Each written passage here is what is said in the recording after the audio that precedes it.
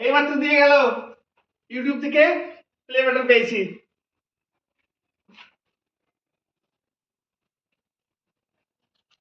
দেখি কি আছে এর মধ্যে। চাকুটা কোথায় গেল?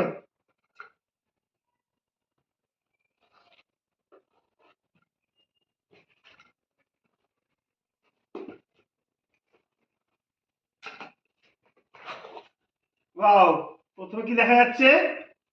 প্রথমে দেখতে পাচ্ছি একটা কাপড় রয়েছে, তারপরে কি কার্ড দিয়েছে একটা, দিয়ে 100K হওয়ার জন্য একটা শুভেচ্ছা বার্তা আছে, আর তারপরে রয়েছে এই প্লে বাটনটা।